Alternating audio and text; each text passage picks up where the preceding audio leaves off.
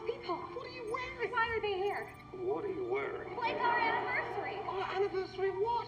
You don't know. I'm not going to tell you. Is that? It looks like her. What are those? These are clothes.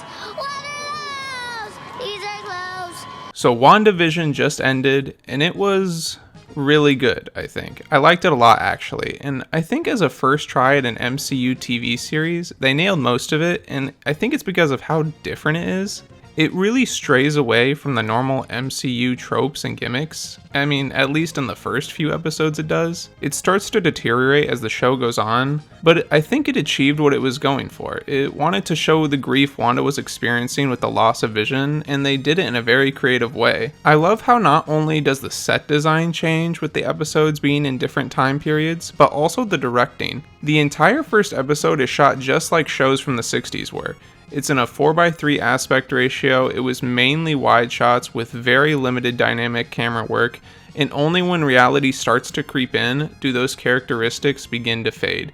The aspect ratio changes, the music sounds eerie, even Wanda's voice sounds more monotone and serious. And in the Office/Modern Family style episode with interviews, they even incorporate all the little zooms. I think it's a super nice touch, and also some commentary on how silly these kind of shows are.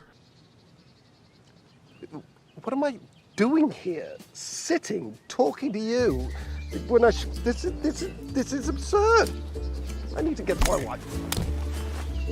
I just really enjoy the detail and time put into something like that. It wasn't until I think episode 4 when Monica Rambeau joins the show does it start to feel like every other MCU movie. This entire episode was basically an exposition dump. The thing is, I didn't know who Monica Rambeau was for like the majority of the show. I haven't watched Captain Marvel since it came out, and it felt very jarring to me to see her get these powers. Like, does that shit happen in Captain Marvel? Am I forgetting something? I swear I don't remember her getting powers as a kid in the movie. Please inform me if I'm wrong, but please explain that to me, because I was very confused of how she got powers. But as the show went on, it just didn't seem to have that mystery, as we pretty much solved it by episode 4. We know Wanda created Westview, and now we just kind of wait around for everyone else to figure it out, which creates this really weird feeling about Wanda because it makes Wanda out to be the bad guy, as it seems like she is literally torturing these people by trapping them in their own mind and experiencing her pain.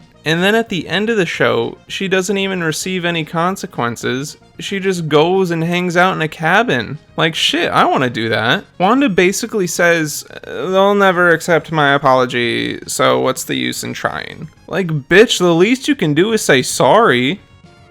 They'll never know what you sacrificed for them. What did she do for them? It feels like she ruined some people's lives. But besides that, I think it was really good. I like that she is now officially the Scarlet Witch, and her costume is just miles better than her old outfit. It seems like they are going to try and bring Vision back with this other white Vision dude, which is a little strange to me because I kind of thought that this series was not only about Wanda saying goodbye to Vision, but also us as fans saying goodbye. I also feel like it'll be really weird if he just becomes part of the Avengers now. I don't know if I would like that. Why are we going so fucking bad? Yeah, what? I also really like the part where Vision and Wanda have a standoff. It's really interesting to see Vision get angry. It honestly feels like the first time we see him have strong emotion. Like, he doesn't really get mad even when he's getting bodied by this jokester. The entire show did a really good job at fleshing out these two characters, as they aren't necessarily minor characters, but definitely not really that important in other MCU films. And I hope that they do the same with the new Falcon and Winter Soldier show. I'm actually very curious to see how past MCU movies feel on rewatch when seeing these two on screen. I think I just found myself really wanting to only watch the stuff with Wanda and Vision, but not really care about any of the other sword stuff. Like, I'm still not quite sure why this dude wanted to kill Wanda so badly, or why he wanted to bring back Vision. I guess he wanted a powerful weapon because he's a bad government guy. See, when you have a bad guy, you usually want them to have something called motivation, or like a goal in mind, and this guy doesn't really have that.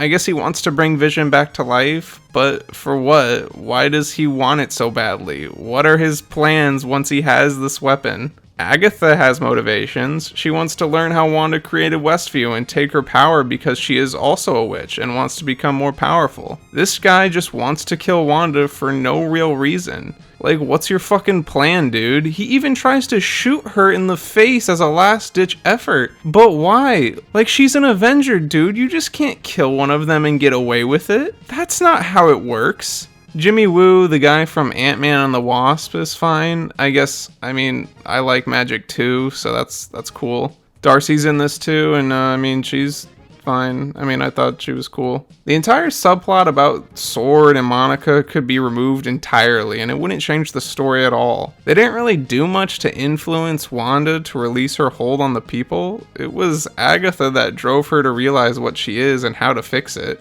I don't know, it just seems like it was poorly executed, and Disney needed this soundbite for the trailer.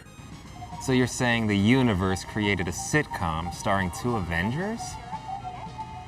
It's a working theory. Overall, I still had a fun time watching it. I think Wanda and Vision are both really good characters, and I enjoyed their story, but I think the other storylines are just a little bit weaker in my opinion, and not as interesting, but the series as a whole is still worth a watch. So I'm going to give WandaVision a 7.5 out of 10.